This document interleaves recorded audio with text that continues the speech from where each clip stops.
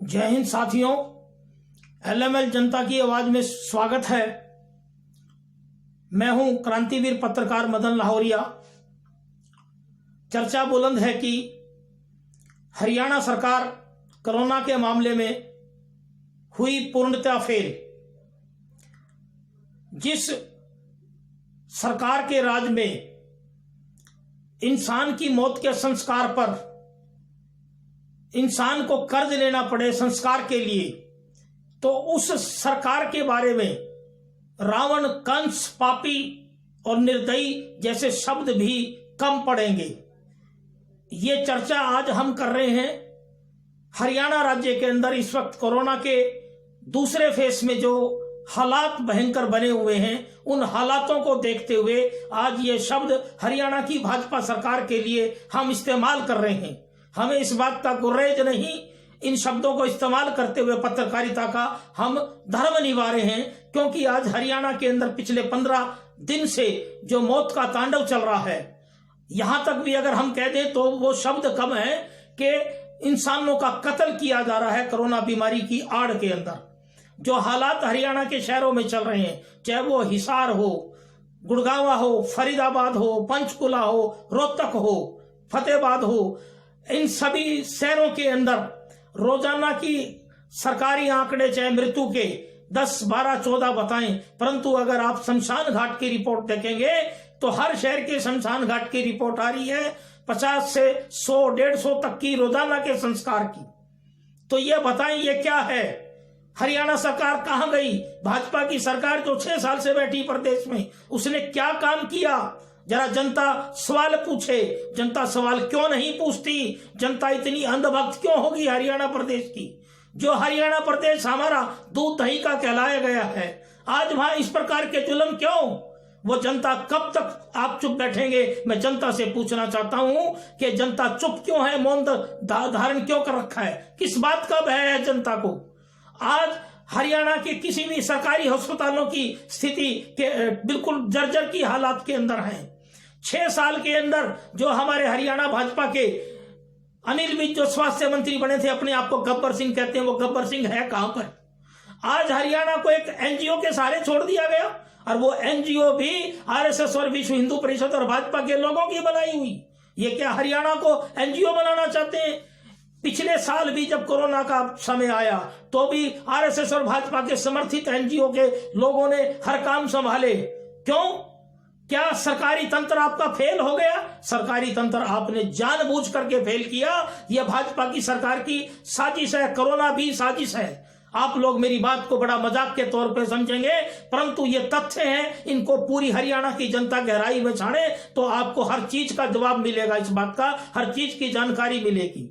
इतने अंधभक्त मत हो कि आपकी माँ, बहन, बेटी, लाल चले जाएं और उनकी शरीरों को कुत्तों की तरह घसीट कर गाड़ियों में लोड किया जाए। यह कौन सी साइंस आ गई? यह कौन सा वेद शास्त्र कहता है? यह कौन सा धर्म कहता है कि कुत्तों की तरह घसीट कर लाशों का संस्कार किया जाए और जनता चुप रहे और परिवार वालों को डराया और धमकाया जाए और परिवार वालों को एक भय दिखा दिया जाए कि नहीं जी, कोरोना आपके चिप जाएगा? मैं पूछना चाहता हूं हरियाणा के मुख्यमंत्री से कि आपने ये आरएसएस में कौन सी पढ़ाई पढ़ी कि परिवार वालों को संस्कार के लिए भी शरीर का ठीक ढंग से नहीं मिलता? पिछले साल भी हमें इस बारे में बहुत हमें खबरें मिली, परंतु हो सकता है हमने पत्रकारिता के धर्म में उसको कम विश्वास किया और बहुत सी ऐसी खबरें मिली कि डेड बॉडी इसलिए नहीं दी जा रही कि उनके अंग, किडनी, लीवर, आपके फेफड़े और दिल निकाले जा रहे हैं।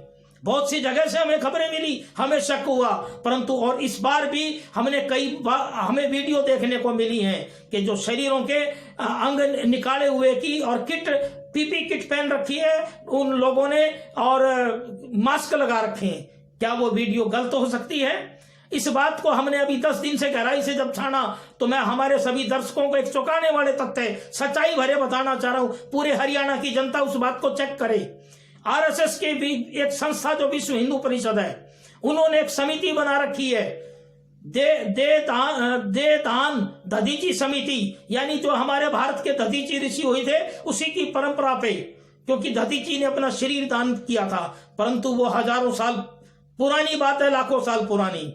मैं आप सब विद्वान हैं, आप इतने मूर्ख क्यों हो गए कि आज दधीची जो समिति है उन्होंने बना के एक साजिश शुरू की, और अभी की मैंने पल पल की खबरें और सारी चेक करी हैं और उनकी खबरों में विश्व हिंदू परिषद के द्वारा जो बनाई गई देवधान दधीची समिति, उनकी खबरों के अंदर यह मेंशन है कि किसी भी इंसान की मृत्यु के 6 घंटे के अंदर दिल, फेफड़े और हड्डियां निकाली जा सकती है। तो एक बात बताएं, आज जो परिवारों को अंदर एंटर नहीं होने दिया जा रहा हॉस्पिटलों के अंदर, यह कौन सा घोटाला है, यह कौन सा कोरोना है? मैं पूछना चाहता हूं, कोरोना क्या किसी को पूछ के आता है? आप हरियाणा की जनता इतनी मूर्ख ना बने, अपने परिवारों के लालों को खोए ना। अब सवाल उठता है कि जी अचानक आदमी बीमार कैसे हो जाता है? बहुत से डॉक्टरों से, बहुत से, हमने पिछले साल से इस बात पे रिसर्च की कि बहुत सा हमारा खुद जनता इतनी अंधभक्त हो गई है। मैं जनता से भी गुजारिश करना चाहता हूं कि जो हमारे वायरल बुखार नॉर्मल, हर साल मलेरिया, डेंगू, वायरल हर साल आता है, इन्होंने योजनाबद्ध तरीके से पिछले साल कोरोना चलाया। हम भारत के कोरोना की बात करते हैं, बहुत से लोग मेरे से पूछते हैं जी अमेरिका में, लंदन में, वहां चाइना में भी कोरोना, क्यों हम भारत की बात क्यों नहीं करते? यह कौन सी पट्टी हमने पढ़ ली? ये पट्टी पढ़नी हमारे जीवन का एक नाश की तरफ चल रही है। ये मैं दावे से कह रहा हूं। आप भारत की बात कीजिए कि भारत में कोरोना किस तरीके से लाया गया।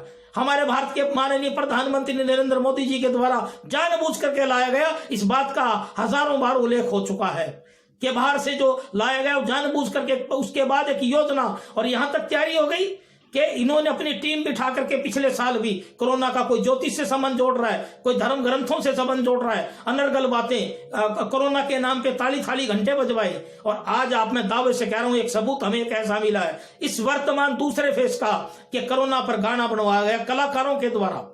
मैंने आज ही देखा वो, और मेरे मन में उठा कि हरियाणा की जनता को जागरूक करूं कि यह कौन सा घोटाला है कोरोना के नाम पे। जो मरीज हॉस्पिटलों में सड़ सड़ के मर रहे हैं, उनके परिवारजन भी उस बात को देखें गहराई से कि इस घोटाले की जांच करें।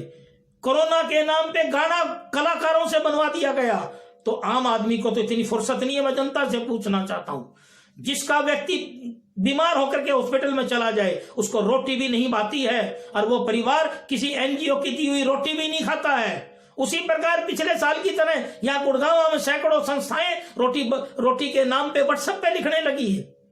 ये एक मानसिकता हमारे भारत की संस्कृति की है कि जिस परिवार का सदस्य हॉस्पिटल में है, वो किसी एनजीओ की रोटी नहीं खाता, चाहे कितना भी गरीब हो। ये जो अनर्गल धंधा किया जा रहा है गुड़गांव की, मैं कुछ एनजीओ का जरूर जिक्र करूंगा, मैंने पहले भी जिक्र किया है। माननीय मुख्यमंत्री महोदय आंख बंद करके बैठे हैं और इन्होंने खुद अपनी राजनीति एक मजाक बना दी, व्हाट्सएप की राजनीति बना दी। यहाँ के विधायकों के चमचे करचे सारे दिन व्हाट्सएप पे गंदी गंदी बकवास करते रहते हैं। हरियाणा के मुख्यमंत्री मनोहर लाल जी खट्टर अगर गुड़गांव के व्हाट्सएप पे आज तक कंट्रोल क्यों नहीं कर सके है? एक राजनीति का मजाक बना दिया। ऐसी राजनीति हमने अपने जीवन में कभी नहीं देखी। मेरा 63 साल की उम्र है और 40 साल हरियाणा में राजनीतिक जीवन भी रहा है। इस बात को मुख्यमंत्री महोदय अच्छी तरह जानते हैं। ये राजनीति का कारण ये बना, ये कितनी गंदी राजनीति घटिया बनाई है। आज इतने व्हाट्सएप और हमारी जो आरएसएस और विश्व हिंदू परिषद और भाजपा के लोगों ने एनजीओ बना करके लूटपाट शुरू कर रखी है। एक एनजीओ का मैं जिक्र जरूर करूंगा, पहले भी जिक्र कर चुका हूं कि जो सरकारी हॉस्पिटलों का सिस्टम खत्म करके इन्होंने अपनी प्राइवेट एनजीओ के अंदर बेड क्यों लगाए? ये कौन सा भारत का एक्ट अलाउ करता है इस बात को? एक कैनविन संस्था पहले से दवाइयों के नाम पे बड़े बड़े डॉक्टरों को सेट कर चुकी है, और उनका एक सदस्य रेलवे बोर्ड का सलाहकार समिति का मेंबर भी बनाया गया। वो भी हमने पहले जिक्र किया है कि आप पुराने वफादार कार्यकर्ताओं का तो आप पास नहीं लगने देते। अगर हम राजनीतिक तौर पे भी आप बात करें, वो भी हमारा अधिकार है। हरियाणा की जनता की आंखें खोलने का हमारा अधिकार है हमारे चैनल के माध्यम से। अब दोबारा हम इस बीमारी के लिए कह रहे हैं कि लोग अपनी बीमारी का इलाज करें अपने घरेलू डॉक्टर से। हमने कई बार पहले संदेश दिया है। लोगों की यह गलती है कि इनके छलावे में ना आए, और ये जो वैक्सीन और जो टेस्टिंग का इन्होंने फंडा चला रखा है, ये बहुत बड़ा, ये चाहते हैं कि वर्ष 2024 तक आप कोरोना में घिरे रहे, आपको कोई सोचने की बात ही नजर नहीं आए, ना आपको काम करने की। आपको इतना बड़ा गुलाम बना देंगे कि आप सोच भी नहीं सकते। ना ही जो आपकी समस्याएं हैं गली मोहल्लों की। आज गुड़गांव में कितनी गंदगी, हरियाणा के हर शहरों के अंदर सफाई की व्यवस्था नहीं है। इन्होंने 6 साल में किया क्या है? ये जो कोरोना का फंडा फैला है सारी मुद्दों को दबाने के लिए किया जा रहा है। आप सोचेंगे कि आप मजाक भरी बात कर रहे हैं, लोग तो बीमार हो रहे हैं और मर रहे हैं। एक बात बताइए कि एक मनोविज्ञान का एक नुक्ता है कि सारा दिन एक बीमारी को अगर आप सुनते रहेंगे तो अगर पेट के दर्द को सुनते रहेंगे तो आपके पेट में दर्द उस वक्त हो जाएगा। ये मनोविज्ञान है। जो मोबाइल कंपनियों में सोची समझी चाल से ट्यून लगवाई गई वो हर व्यक्ति को मानसिक तौर पे बीमार करने के लिए लगाई गई। कोई बीमार कितना भी पहलवान हो, अगर वो दिन में 100 बार कोरोना की ट्यून सुनेगा तो वो बीमार शाम तक सोचेगा ही कि मैं बीमार हूं।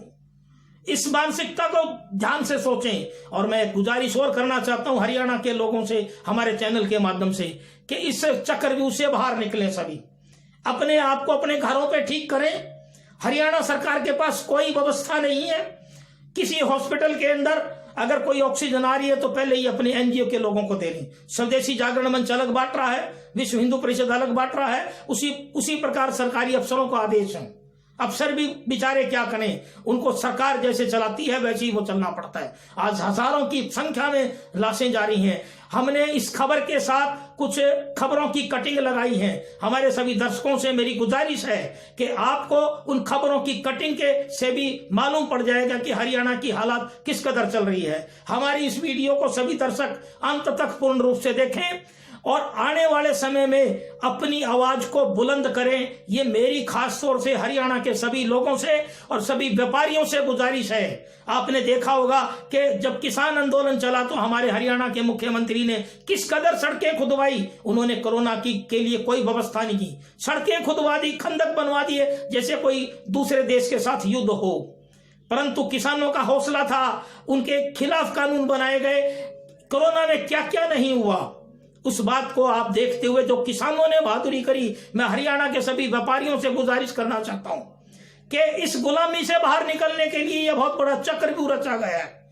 इस चक्रव्यूह से बाहर निकलने के लिए लॉकडाउन के खिलाफ अपनी आवाज और बीमारी को मजबूती से लड़ें और सरकार के खिलाफ सड़कों पे उतरें, क्योंकि आपका व्यापार हमेशा के लिए ये बंद करवा के आपको गुलाम बनाना चाहते हैं। मैं पूछना चाहता हूं उन बच्चों का क्या कसूर है जो स्कूल में पढ़ रहे थे, उन बेटियों का क्या कसूर है जिनके सपने थे। इस कोरोना के चक्कर में ये 2024 तक पूरी जनता को उलझाए रखना चाहते हैं, गुलाम बनाए रखना चाहते हैं। मैं अंतिम संदेश हमारे चैनल के माध्यम से हरियाणा के सभी व्यापारी, सभी मध्यम वर्ग के लोग और सभी नौकरों से गुजारिश करना चाहता हूं कि हौसला करें, अपने मन को मजबूत करें और इस लॉकडाउन और कोरोना बीमारी के चक्रव्यूह के खिलाफ मजबूती से लड़ें, वरना आप जिंदगी भर गुलाम बन के रह जाएंगे, आपके परिवार तबाह हो जाएंगे।